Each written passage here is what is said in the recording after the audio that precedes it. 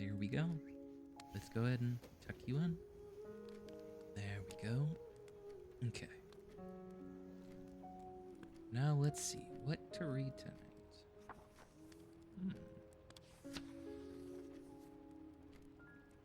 No, no. No. No. I already read that. I already read that. Wait a minute. Aha. Here we go. I don't think we've read this one. A Drunkard's Tale. Well, the fire's going, and I know it's a little stormy out, but I'm right by your side. Okay. Are you all comfortable? Okay. Now, I shall begin. In the land where the dandelion wine flows like a river, tall tales have a way of spreading far and wide, following closely in the wake of the whiff of wine. Far-fetched fables are always sure to spread when boasted between burps by inebriated bar patrons. For these stories share something in common with the slurred speech and seasickness-inducing swaying that so often accompanies them, which is that despite being clumsy and awkward, they are also highly entertaining. Legend has it that there was once a famous drunkard in Mondstadt. It was said that he could hold his alcohol as well as any hunter from Springvale Inn on the off-season, and yet, still he would drink till he was drunk. Every time that he drank, he would not budge so much as an inch back from the bar at the tavern until not a single more was left in his coin pouch, not a single drop of wine remained in his glass. One night, this drunkard was doing his best to stumble home after a particularly satisfying session of especially heavy drinking. A combination of his spinning head, blurred vision, and zigzagging stride served to navigate him towards a forest populated by wolves. Today, of course, wolfendom is presided over by the great Wolf King of the North, and the ominous atmosphere that emanates from inside the forest is sufficient to deter most sober-headed visitors from approaching the area.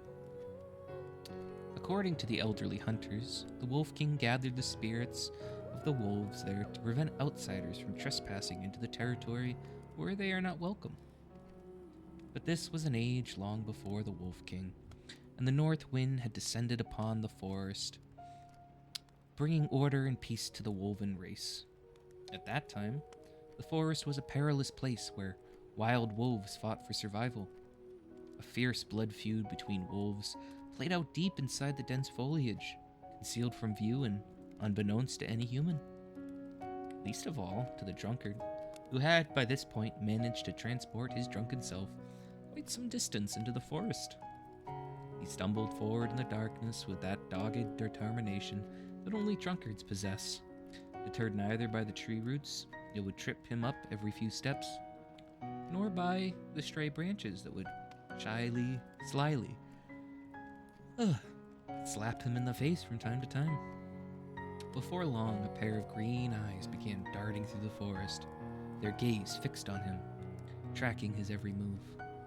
Those eyes belonged to a lone wolf who silently pursued the drunkard from behind, all the while musing to itself, "This is the most peculiar sight I have ever seen in all my life."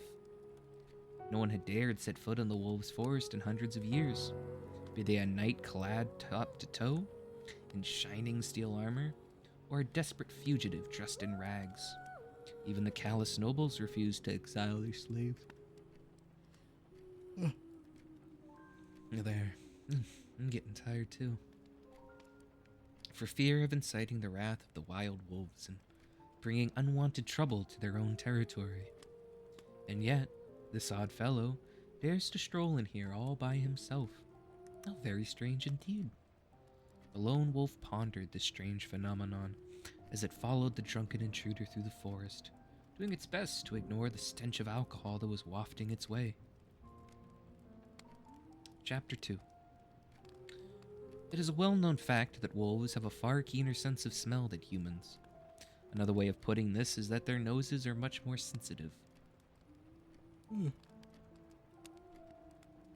Little wonder, then, that the stench of alcohol emanating from the wolf's now historically intoxicated prey was quite stifling and caused tears to well up in its eyes.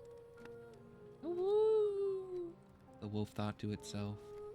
Having been born in the wilderness and grown up in the forest, the wolf had never had any contact with human civilization before this night. And though it had once caught the faint scent of wine wafting across Cider Lake, it did not know the scent's origin. Less still, understand the significance of that substance to humankind. Perhaps this particular fellow is a relative of the skunk, for it seems that he discovered my presence quite some time ago, and now means to poison me in an effort to secure his escape. The wolf pondered this possibility as it braced itself against the onslaught of alcoholic fumes, picked up its pace, and discreetly maneuvered its way into the drunkard's shadow. The perfect vantage point from which it's to inspect its prey. The wolf is a creature of caution and calculation. The drunkard, meanwhile, is a different sort of creature entirely. And yet, though wine tends to dizzy the mind and dull the senses, it sometimes affords its consumers the curious capacity to detect the subtlest of changes in the direction of the wind. Perhaps this could explain how a bumbling drunkard, fumbling through the forest, was suddenly able to discover the presence of a wolf that had been stealthily following him the entire time. Or, perhaps, the alcoholic fumes given off by the drunkard are sufficiently potent to diminish the wolf's mental capacity, to the point that the wolf had become less mindful of the terrain beneath its paws. Resulting sound of snapping twigs, thus alerting the prey to the predator's presence. Who's that? Don't suppose you know which way the toilet is, by any chance? The bumbling drunkard rubbed his bleary eyes. Foul-smelling human, snarled the wolf. Who are you, and whence proceeds your stench? The wolf flared its nostrils, bore its fangs, and growled. Like my little sound effects. Not only was the drunkard unafraid when he heard the wolf's gruffly voiced threat, but he even became quite animated. My friend, the drunkard replied. Clearly I've offended you, somehow. Sorry about that. But anyway, Mondstadt tradition says you're not allowed to be drunk and bored at the same time. So, here we are, out in the woods on this glorious moonlit night. How about I tell you a story? His proposal was promptly punctuated by an almighty belch.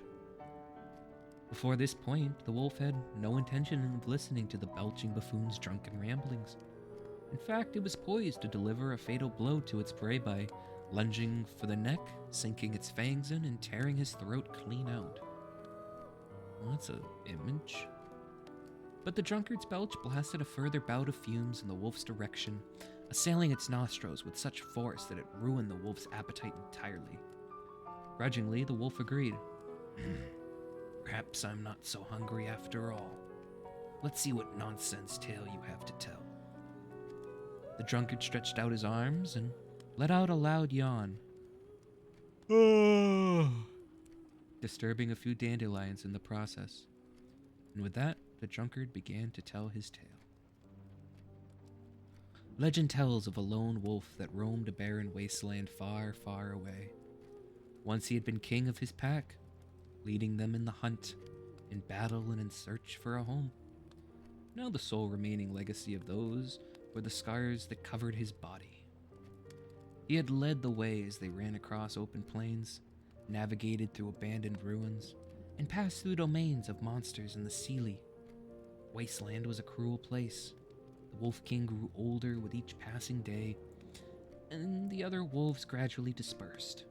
As time went by, the Wolf's pack history faded into distant memory, till finally only the aged Wolf King remained, sole survivor of its pack.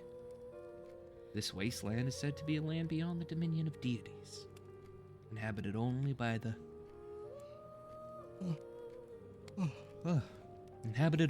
the grotesque ghostly remains of fallen gods. where the former palaces of the Seelie now stand empty. So when the solitary old wolf passed by a gray palace and heard the sound of music coming from within, it caught its attention. Never before have I heard a sound so pleasing to the ears, whether it be a song of birds or insects, that it stays the pangs of hunger in my starved tummy as this tune does. Intrigued, the wolf stepped inside the gray hall, trod across the overgrown weeds, and passed by a broken sarcophagus, on which a portrait of the deceased ruler was still clearly visible. Finally, he came to an inner room, where he saw a fair maiden strumming at her instrument. Her skin was ashen white, and her head was bowed down. Her slender fingers, gently stroking the fragile strings of the lute as she played a long, forgotten, and mournful melody. The wolf sat down in front of the pale young maiden and forgot all about the pain of hunger, thirst, and loneliness for a short while, as it listened in silence to her song. The chirping of insects on a long-gone autumn night is the chorus of exiles, singing mankind's most ancient song as they live out their plight. Stripped of all that body once held close and the soul once held dear, songs and memories are all that now remain of yesteryear. The last singers, the first Seelie, they played their final tune in the Hall of Angels. The tiny Seelie, playing in the forest, were also drawn to the young maiden's tune, and flocked to her to pay their respects. "What is that song you play?" the wolf asked, puzzled, for it understood every line, every word, every syllable she spoke, and yet hers was a language that it had never heard before, quite unlike that of any other living being. "A song of the Seelie," replied the pale young maiden in a soft voice. "Long, long ago we wrote this song for the human savages, yet now we sing it to mourn our own fate." The wolf began to sing along, albeit clumsily, to the maiden's tune. The wolf's voice was husky and broken, filled with a lifetime of sorrow. "What are you singing?" the maiden asked the wolf. "This is our song," responded the wolf. "It sounds ghastly." The maiden made no attempt to soften her criticism as she continued to caress the lute strings. "But you are welcome to sing along with me all the same." And so, a shared chorus sung by fair young maiden and weary old wolf filled the chambers of the long-abandoned palace. It is said that to this day, adventurers who pass by this place still hear a strange yet harmonious melody sounding from within. And then, "The story ends here?" The wolf licked its lips somewhat ruefully and then said, "I suppose I shall tell you a story now." And with that, the wolf cleared its throat and began to tell its tale. Legend has it that the first wine of Mondstadt was brewed in the age when the north wind howled, in the age when the kings of ice and frost fought for dominion. Mondstadt's forebears brewed rudimentary wine from wild fruits as they shivered in the biting cold. They did so to ease the pain of their frostbitten fingers and to give them the courage to face the harsh and unforgiving ice. For, at that time, the land of Mondstadt was engulfed by ice and snow, and the dandelions had not yet reared their heads. It is said that the first person in Mondstadt to discover the craft of wine brewing was a grossly negligent guard. In a tribe beset by blizzards on all sides, it was the unenviable joy of the hardy hunter-gatherers to stock the storage pits with food, and it was the guard's task to guard against intruders. The sight of a human intruder was a rare one indeed in that harsh environment, but there were other creatures who could better withstand the cold, and they would burrow underground to reach the food stocks. The rules of the tribe were that one person should inspect the storage pits at all times, filling in any mouse holes discovered, or better still, catching them red-handed in the act of pilfering, to keep the tribe's food supplies at plentiful levels. At that time, dark caves needed constant care and attention to prevent the food they held from going bad and spoiling. On top of this, the mischievous little creatures that hid away out of sight would sometimes play pranks on the guards. One day, a wily wind spirit noticed that the grossly negligent guard was once again being grossly negligent. So, the spirit took the form of a fox and crept into a pile of wild apples. There, it caused yeast to grow, ripening the apples and causing them to ferment. The grossly negligent guard was ravenous when he returned, and elected to partake of one of the apples.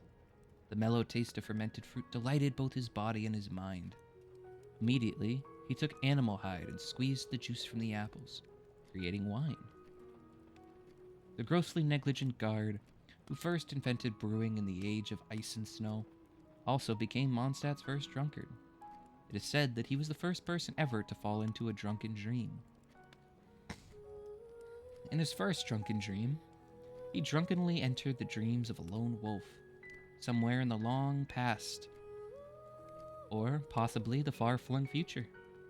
He fought fang and claw with rival wolf packs, battled with humans for food in the midst of a raging snowstorm, and met the first Seelie. The tribe-dwelling human and the pack-dwelling wolf could not bear to live in solitude. This newly brewed wine served to bring man and wolf together in their dreams. But their attitudes towards these dreams were poles apart. The human, who knew only the wind and snow, yearned for the wasteland where the lone wolf runs freely, but the lone wolf was fearful of the human's desire. It could not understand why this human was captivated by dangerous illusions and sought hope from within them. What concerned the wolf even more was that when in a drunken human dream, it could no longer distinguish whether it was a wolf or a human with a woven spirit. So, the wolf swore an oath never to touch the human's poison again, to resist the allure of wine. Wolves are not children of the wind, and the land of wine and song is not their home. So the wolves left their human's domain and settled far off into the wilderness and deep in the mountain forests, places where the scent of wine could not reach them. What you humans call wine, we wolves call the abyss, the wolf hauntedly concluded. But as the wolf turned towards the drunkard to say this line, it discovered that the drunkard was now lying fast asleep on a bed of pine branches.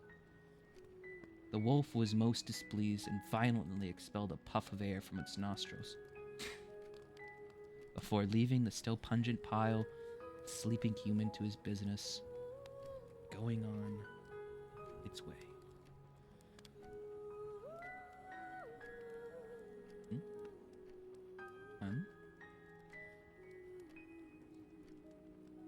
Looks like he fell asleep. Good night. I'll make you breakfast in the morning.